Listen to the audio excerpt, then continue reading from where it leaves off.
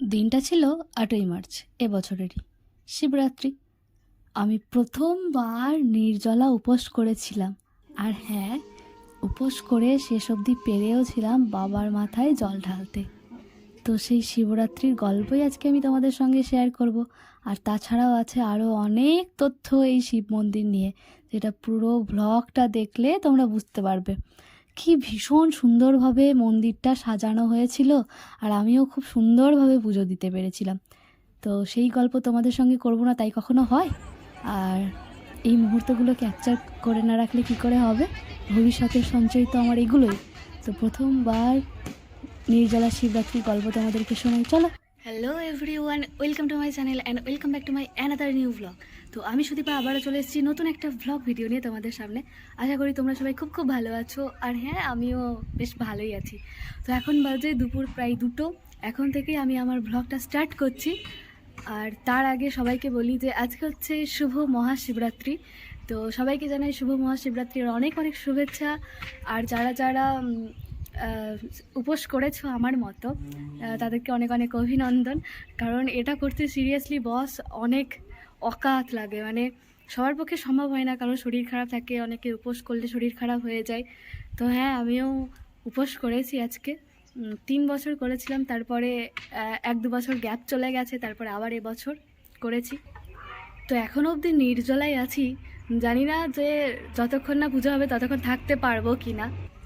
Class 10-এ যে বছর উঠেছিলাম সে বছর থেকে প্রথম আমি, না ক্লাস 10-এ না, যে বছর মাধ্যমিক দিয়েছিলাম, মাধ্যমিক তো মাঘ মাসে হয়ে গেছিলো, মানে ফেব্রুয়ারিতে। তো সেই বছর থেকে প্রথম শিবরাত্রি করা শুরু করি। তো সেই 3 বছর নির্জলা উপোস কিন্তু আমি করিনি। এইবার এখনও অবধি নির্জলা উপোস করতে পেরেছি, তবে ঢোক গেলাটা আমি কোনো মতে আটকাতে পারিনি, মানে ইচ্ছে করে না কোনোভাবে ঢোক গেলা হয়ে গেছে। কিন্তু জল বা কোনো লিকুইড জাতীয় কোনো খাবারই আমি কিন্তু খাইনি। তো দেখা যাক বাবার আশীর্বাদে আমি কতক্ষণ নির্জলা থাকতে পারছি। আর এই ব্লগটা তোমরা অনেকদিন পরেই দেখতে হবে, কারণ হচ্ছে যে বাইরে এত নয়েজ আসছে, বুঝতে পারছো। এখন তো আলু তোলার সিজন, তো ট্রাক্টর আসছে যাচ্ছে আলু লোড করে। তারপর হচ্ছে বাড়িতে এখন আমাদের কাজ চলছে, পাশের বাড়িতে কাজ চলছে, মানে নানা রকমের আওয়াজ, ডিস্টারবেন্স। তার সঙ্গে মোবাইলের একটু সমস্যা চলছে, এডিটিংয়ের প্রবলেম, নেটওয়ার্কের প্রবলেম চলছে, ওয়াইফাইটাও এখন চলছে না। আর এই সব নানা রকম কারণে একটু আসতে দেরি হচ্ছে। তো তোমরা প্লিজ আমার সাথে থেকো, পাশে থেকো। মানে এইগুলোকে প্লিজ একটু মেনে নিও। মানে আমিও চাইছি রেগুলার বেসিসে ব্লগ দিতে, কিন্তু সেটা কোনোভাবেই করা হয়ে উঠছে না। তো স্নান করেছি, একটু দেরির দিকেই করেছি, কারণ ওই যে আর বিছানায় উঠবো না বা কোনো কিছুই করবো না, যার জন্য। তো এরপরে এবার মালা গাঁথবো, সব কিছু রেডি করব। ছাদে এসেছি জামা কাপড়গুলো একটু মেলে দিতে, আর তার সাথে চুলটাকে শুকাতে। চুলটা না শুকালে ঠান্ডা লেগে যাবে, ওই জন্য আর কি। তো চুলটা একটু শুকিয়ে নিয়ে তারপর নিচে যাব, সব কিছু রেডি করব। আর যাব যেখানে কোটেশ্বর মদনেশ্বর মন্দিরে জল ঢালতে। সেই ব্লগ তোমরা আগেরবার দেখেছো। আমি প্রতিবার শিবরাত্রির দিনে সেটা করি বা নাই বা করি, প্রতিবারই কিন্তু যাই। আগেরবারও গেছিলাম। তোমরা যারা আমার রেগুলার বেসিসে ব্লগ দেখো তারা ডেফিনেটলি দেখেছো। তো সেটা হচ্ছে অনেক দিন, সেই মহাভারতের আমলের এখানকার। কথিত আছে যে অজ্ঞাতবাসের সময় এখানেই পঞ্চপাণ্ডব এসেছিলেন। মানে ওই 1 বছর যে এক্সট্রা যেটা হয়েছিল না, ওটাকে তো অজ্ঞাতবাসী বলা হয়, তাই না? 12 বছর বনবাসের পরে তো সেই সময় এখানে এসেছিলেন। তো কুন্তির প্রদীপ, বকাসুরের হাঁটু আর দেবকুণ্ড কথিত আছে, যেটা পঞ্চপাণ্ডব খনন করেছিলেন, সেই সব কিছু আছে। তো সেই পুরনো দিনের শিব মন্দির, আমাদের মন্দিরটা আবারও নতুন করে করা হয়েছে, মানে সংস্কার হয়েছে, কিন্তু শিবলিঙ্গটা তো একই আছে। তো সেখানেই যাব। প্রচুর পরিমাণে ভিড় হয়, যারা দেখেছো আগেরবার তারা জানো। তো যাই হোক, আর কথা বাড়াবো না। চুল শুকিয়ে নিয়ে নিচে গিয়ে সব কিছু রেডি করব, তারপরে সেগুলো তোমাদের সঙ্গে শেয়ার করব। আর তার সঙ্গে মন্দিরে গিয়ে কি করছি না করছি আজকে পুরো দিনটা, সে পুরোটাই তোমাদেরকে শেয়ার করব। তোমরা সাথে থেকো, পাশে থেকো। যারা নতুন আছো তারা অবশ্যই চ্যানেলটাকে সাবস্ক্রাইব করে দিও। আর আমি রেগুলার এখনও হতে পারছি না বলে সরি, সেটার জন্য তোমরা মাফ করে দিও। আর প্লিজ পাশে থেকো, ছেড়ে চলে যেও না, কারণ ফ্যামিলি তো তোমরা, তাই না? চলো, আবার কী কী করতে থাকছি সেগুলো সব দেখতে থাকো।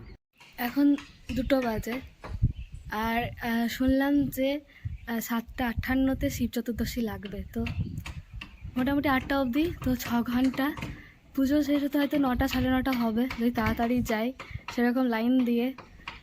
তো আর 8 ঘন্টা মতো যদি থেকে যেতে পারি তাহলে মোটামুটি জল না খেয়ে মানে এতক্ষণ ধরে থাকা যে প্রচেষ্টা সেটা সার্থক হবে। তো অনেকক্ষণ থেকে রোদে দাঁড়িয়ে আছি বলে মাথা ঘুরছে, আর এই মাথা ঘোরা মানেই তো চাপের ব্যাপার। আর থাকা যাবে না, নিচে যেতে হবে, না হলে মুশকিল হয়ে যাবে, যা তা অবস্থা হয়ে যাবে। রে বাপরে! আর আজকে রোদটা কিন্তু চরম, চরম মানে চরমই। বাপরে, হাওয়া দিচ্ছে সঙ্গে এত রোদ। যাই হোক, আমি শুধু সেই আশাতেই আছি যে প্রথমবার চেষ্টা করেছি ভগবানের আশীর্বাদে যে জল না খেয়ে আজকে দিনটা পার করার, বা কোনো লিকুইড জাতীয় কোনো খাবার না খেয়ে। যদিও আমার প্রচুর কড়া ডোজের ওষুধ চলছে, যার জন্য আমার উপোস করাটাই একটু মুশকিলের ব্যাপার, কিন্তু তা সত্ত্বেও আমি চেষ্টা চালিয়ে যাচ্ছি। দেখা যাক ভগবান যেন আশীর্বাদ করে এইটুকু সময় যেন আজকে পার করে ফেলতে পারি। নিচে যাই না, ছাড়া যা তা অবস্থা। আর তোমাদেরকে দেখায় যে কী কী কাজ হচ্ছে একটু একটু। এখানে নতুন ট্যাঙ্ক বসেছে আমাদের। আগের ট্যাঙ্কটা খারাপ হয়ে গেছিলো মিন্স ফেটে গেছে।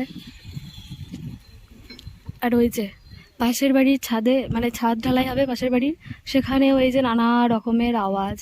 আর আমাদের তো রাস্তার ধারেই বাড়ি, তো যার জন্য কি এত ট্রাক্টরগুলো যাচ্ছে, সেই সব কিছুর আওয়াজ হচ্ছে। আর এই যে এখানে এইসব টাইলস এইসব বসছে, সমস্ত কাজকর্ম হচ্ছে, যার জন্য আর কি এই সব কাজকর্ম হচ্ছে। সামনে তো না, ওটা সাসপেন্স থাক, পরে বুঝি। এই যে সব কাজ চলছে, কাজ। এই জন্যেই, এই আওয়াজের জন্যেই আমি কিছু করতে পারছি না। ছোট ছোট কয় রিলে সুতো তো হবে না। ছাদ থেকে নিচে এসেই আমি বসে পড়েছিলাম একদম আকন্দ ফুলের মালা গাঁথতে।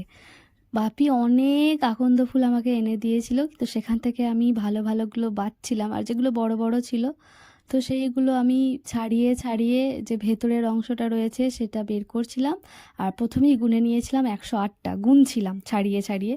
তো গোনার পর তারপরে মালা গাঁথছিলাম। আরও নানা জোগাড় যন্ত্র তো ছিলই। তো ঘি, মধু, দই, এই সমস্ত কিছু মোটামুটি জোগাড় করে রাখা হয়েছিল। দইটা দেখতেই পাচ্ছ পাশে পাতা রয়েছে, মানে আমি একটু দুধে একটু তেঁতুল দিয়েছিলাম। তো তারপরে ফুলগুলো সুন্দরভাবে ছাড়িয়ে নিয়ে পরিষ্কার করে তারপরে মালাটা গেঁথে নিয়েছিলাম। আর বাপি অবশ্য ধুয়ে এনেছিল, তারপরেও আমি নিজে আবার ধুয়ে এনেছিলাম, সমস্ত কিছু ধুয়ে টুয়ে নিয়ে এসে তারপর মালা গাঁথছিলাম। আর এই ভিডিওটার এরকম অবস্থা কারণ মা করছিল খাটে বসে। আর আমাদের না ঘরের একটু অসুবিধে আছে, অনেক বড় ঘর আমাদের, কিন্তু তাও এতজন থাকি তো তাই একটু অসুবিধা। আর প্রপারলি ঠাকুর ঘরেরও একটু প্রবলেম আছে আর কি। তো যাই হোক, আমি যেহেতু পুজো করেছিলাম, মানে শিবরাত্রির উপোস করেছিলাম, যার জন্য আমি পুরো কাজটা নিজের হাতে করেছিলাম, মানে মালা গাঁথা থেকে শুরু করে সমস্ত জোগাড় যন্ত্র। শুধু বাপি ফুলগুলো এনে দিয়েছিল, যেহেতু আমি অত সকালে স্নান করিনি, অত সকালের দিকটাতে আর ফুল পাবো কি পাবো না সেই ভেবে আমার বাপি সব ফুলগুলো এনে দিয়েছিল। ফুল, বেলপাতা এইগুলো এনে দিয়েছিল। এছাড়াও যে গাঁদা ফুল, অপরাজিতা ফুল, আরও সাদা টগর ফুল যেগুলো নিয়েছিলাম, সেই ফুলগুলো আমি নিজেই তুলে নিয়েছিলাম, বাড়িতেই তো ছিল। আর একটা ব্যাপার কি হয়েছে জানো, আমি এত ফুল নিয়ে গেছিলাম, কিন্তু মন্দিরে যে এত ভিড় হবে আর একবারই মন্ত্র বলবে সেটা আমার জানা ছিল না। কারণ এর আগে যতবার আমি শিবরাত্রি করেছি, প্রণাম করার সময় 3বার মন্ত্র বলতো, মানে পুষ্পাঞ্জলি দেওয়া যেটাকে বলা হয়, মানে 3বার মন্ত্র বলতো আর একবার বলতো প্রণাম মন্ত্র। তো আমিও ভেবেছিলাম সেরকমই বলবে, তাই প্রথমবার একটু অল্প ফুল নিয়েছিলাম, তারপর ফুলগুলো বেঁচে গেছিলো। তো এই যে আমার জোগাড় যন্ত্র সব হয়ে গেছে, ঘি, মধু, দুধ, দই, গঙ্গা জল, এই যে পঞ্চামৃত, এই সমস্ত কিছু, আর ফুল, বেলপাতা, 5 রকমের ফল, ধূপবাতি, সব কিছু। তারপরে এই যে আমি রেডি হয়ে গেছিলাম। তো লাল রঙের একটা ব্লাউজ কিনেছিলাম ঠিকই, কিন্তু ওটা না আমার ঠিক ভালো লাগছিল না, তো এই সাদা ব্লাউজটা নতুন ছিল, ওটাই পরেছিলাম। আর এই নীল শাড়িটা খোয়াইয়ের হাট থেকে কেনা।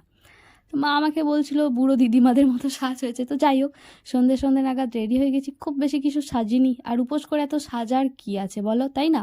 তবে শাড়িটা পরে আমাকে কেমন লাগছে অবশ্যই কিন্তু তোমরা বলো। আর পুজো করেছি, মন ভরে পুজো করবো, এত সাজগোজের তো কিছু নেই, তাই না? তো মন্দিরে চলে এসেছি, লাইন দিয়েছি, আর কত বড় লাইন বুঝতে পারছো, ওই যে দূরে চূড়া দেখা যাচ্ছে, নীল রঙের আলো জ্বলছে, ওইটা মন্দির, আর কত দূরে লাইন, মানে আমি প্রায় 1 কিমি দূরে আছি বলা যেতে পারে। তো এইরকমই অবস্থা, বাপরে।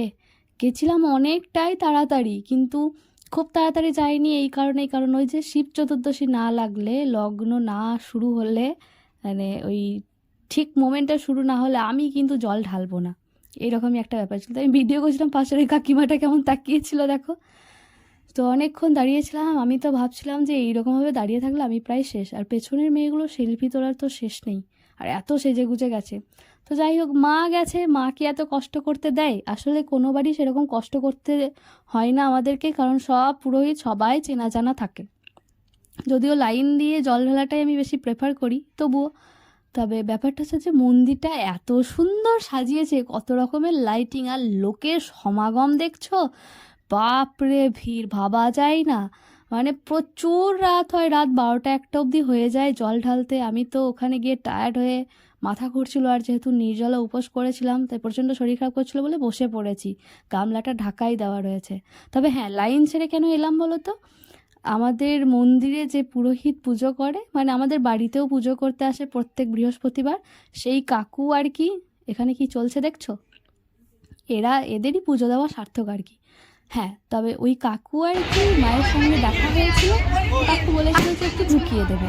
এবার আমাকে সেই মুহূর্তে আসতে বলেছিল, তখন ফাঁকা ছিল, এই কারণে, কারণ অনেকে ওই 7টা 58 সময়টা হয়নি বলে জল ঢালছিল, আর আমি তো ঢালবো না, ওই সময় দাঁড়িয়ে আছি। আর এদিকে দেখো কত বাজি ফুটছে, মানে ভীষণ সুন্দরভাবে আয়োজন করা হয় এখানে।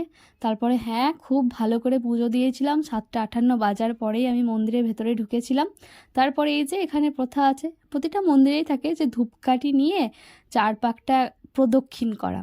তবে হ্যাঁ, মন্দিরের ভেতরের ফুটেজ আমি নিতে পারিনি, কারণ এই ভিড় দেখে বুঝতেই পারছো যে ভেতরে কীরকম পরিমাণ ঢুকতে হয়েছে। মা তো ওখানটাতে যেতে পারেনি যে মা ভিডিও করে দেবে, এই ভিডিওটা মা করছে, অবশ্যই বুঝতে পারছো। তো ওই কারণে ভেতরে মানে বাবার ছবি আর নেওয়া হয়নি, বা বাবার ভিডিও আর নেওয়া হয়নি। তবে বাইরেটা এরকম, আমি 3 পাক ঘুরেছিলাম, তার বেশি ঘুরতে পারিনি, কারণ মানুষগুলো যেরকম হয়, ঢুকতে দেয় না, বেরোতে দেয় না। আর এদিকে দেখছো আমার বাবা আমাদেরকে ভুলে গেছে, মানে খুঁজে পাচ্ছে না রীতিমতো অত লোকের ভিড়ে। আমাকে একটা মোমবাতি দিয়ে গেল ওটা জ্বালানোর জন্য, আর ওই যে পেছনে বড় পিসিমণি ছিল, ওর সাথেই কথা বলছিল। তবে এত মেয়ের মাঝে আমি বুঝতে পারছি না যে ছেলের সংখ্যাই মনে হচ্ছে বেশি, বাপরে এত ছেলেদের কি কাজ শিবরাত্রিতে বুঝতে পারি না, বাপরে, মানে চারিদিকে যা সব চলছিল।